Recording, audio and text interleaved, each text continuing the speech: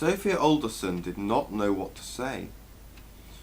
She had Dr. Cunningham push her in her wheelbarrow from one end of her room to the other for 8 hours as she considered the implications of the new pope. She just couldn't believe it. The Holy Mother was so upset, Sophia said, that her mascara had run. Eventually, Sophia fell asleep and Dr. Cunningham, as he always did, tipped her lovingly into her bed.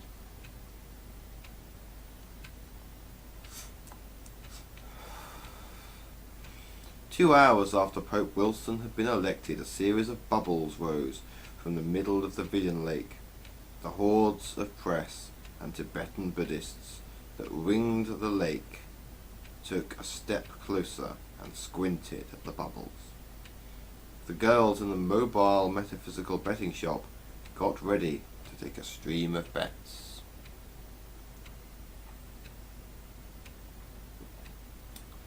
After Dr. Cunningham had tipped Sophia into her bed, her room was filled with nuts, and Dr. Cunningham was hardly able to see Sophia's perfect, lovely bosom rise and fall.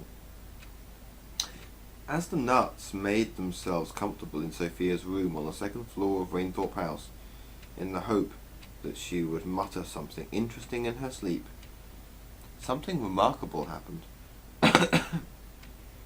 Sophia Alderson, for the very first time, muttered something interesting in her sleep.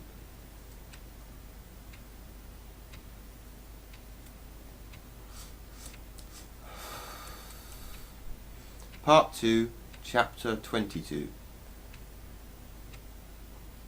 With a plop noise, the 16th Dalai Lama appeared gasping for air in the middle of the Vision Lake.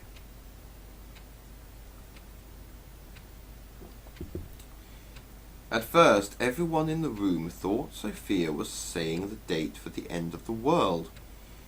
She was in fact mumbling in her sleep something else. She was mumbling this: "Oh, Edgar."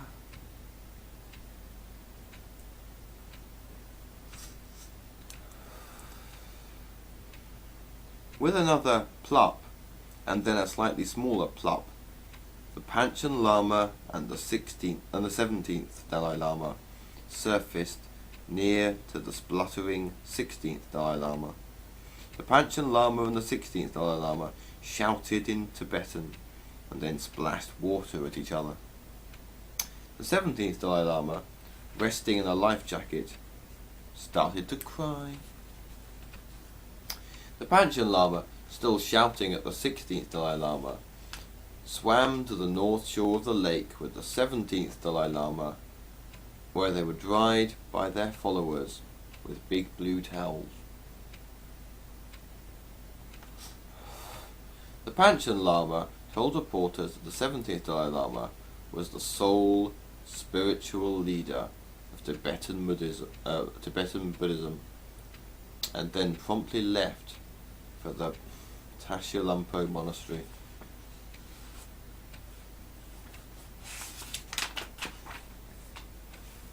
After treading water for about half an hour, the 16th Dalai Lama swam to the shore, punched a reporter on the nose, and ran off down the mountainside, dripping wet and laughing like mad.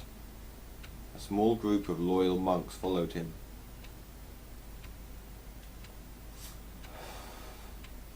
During all the commotion that followed, the mobile metaphysical betting shop made a totally ridiculous profit.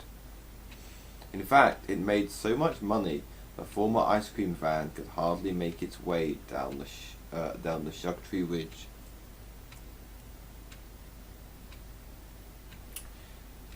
Dr. Cunningham snapped his clipboard in two.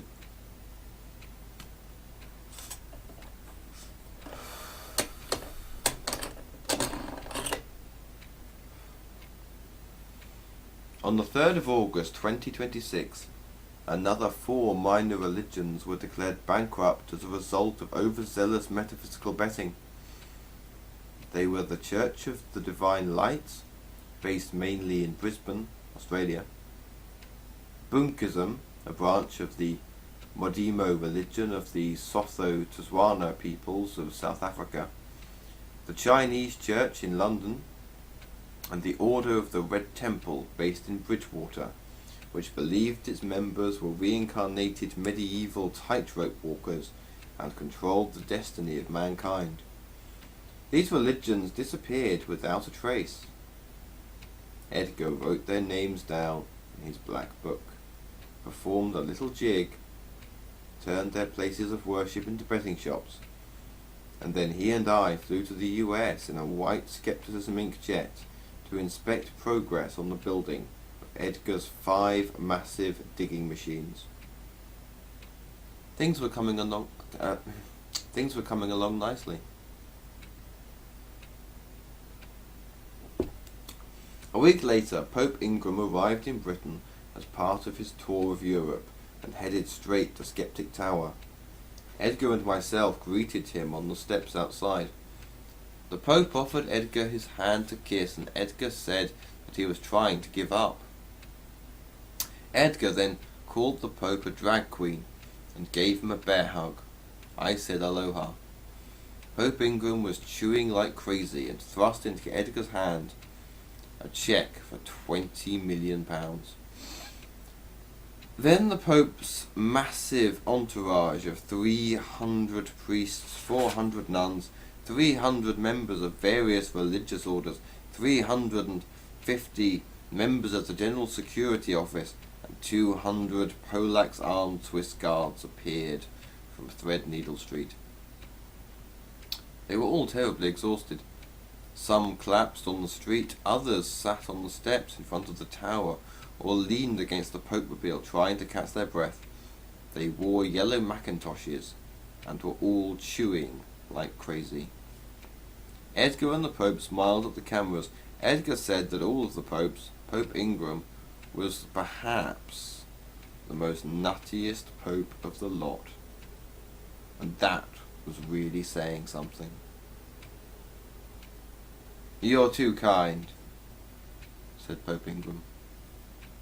Edgar was about to say something else, but stopped. A frantic buzzing filled the street outside Skeptic Tower as across London Bridge marched thousands and thousands of Sophia Alderson's followers, shouting and nodding like crazy.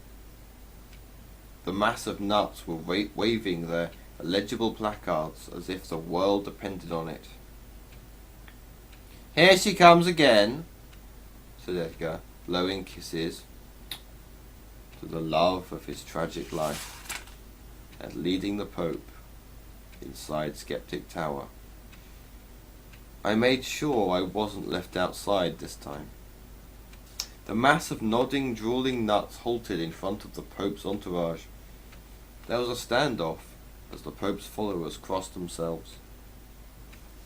Sophia, sitting as always in her wheelbarrow, told reporters that Pope Ingram was an impostor, a phony, and a con man. The mother of Jesus Christ had told her this at breakfast. The thousands and thousands of Sophia's followers nodded like Billy-O and waved their placards. The 300 priests, 400 nuns, 300 members of various religious orders, 353 members of the Central Security Office, and 200 Polax armed Swiss guards crossed themselves again. The Pope, shouting from the main entrance, told Sophia to go to hell. Edgar went on blowing kisses. Sophia ignored Edgar and commanded Dr. Cunningham to push away through the burly Swiss guards in front of her.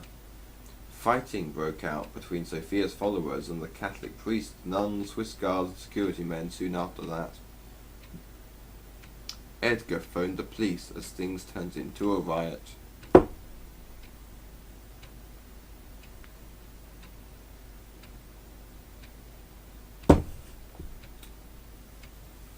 While the fighting was raging outside, Pope Ingram and Edgar appeared on Who Knows TV. The two men sat on the sofa, covered in question marks, drinking tea. Time passed. Screams and the smashing of windows could be heard coming from off the set. Edgar asked Pope Ingram, who, as well as drinking tea, was chewing a stick of Pope gum and holding up the packet to the camera, to explain why he felt he was God's real messenger, the true successor to St. Peter. As the Pope tried to explain his case, Edgar kept interrupting and saying, "Who knows? Who really knows?"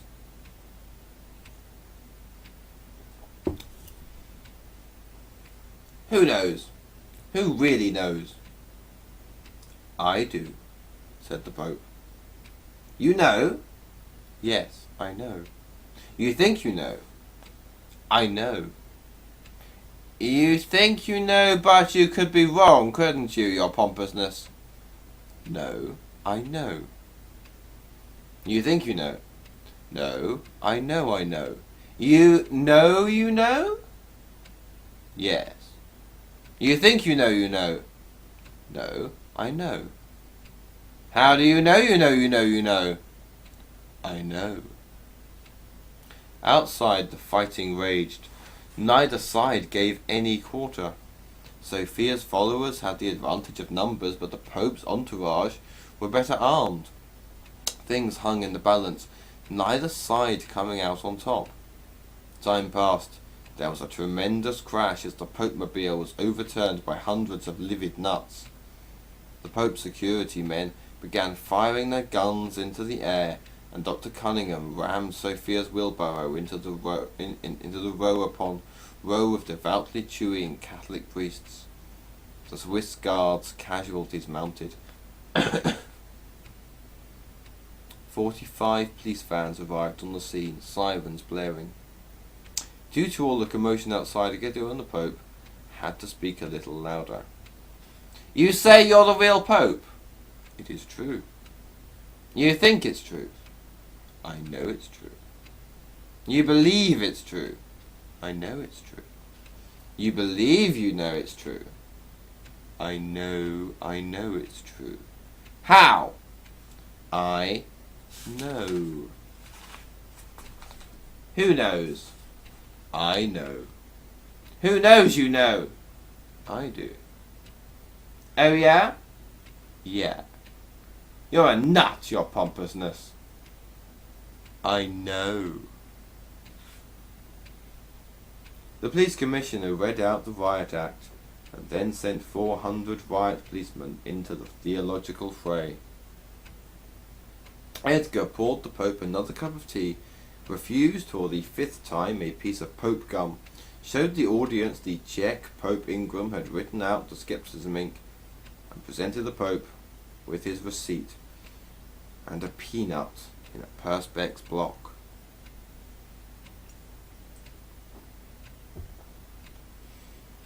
In the end, over 300 arrests were made. 45 people were taken to hospital with various injuries, including poleaxe and bullet wounds. High-ranking priests from the Vatican claimed diplomatic immunity.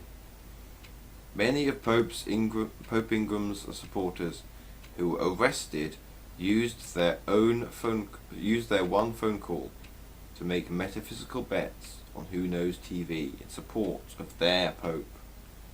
Sophie Alderson herself was detained for a while in New Scotland Yard, but was released after every single policeman interrogating her fell hopelessly in love with her. 3 became full-blown priests. The same thing had happened each time Sophie Alderson had been arrested for the attempted murder of Edgar Malroy.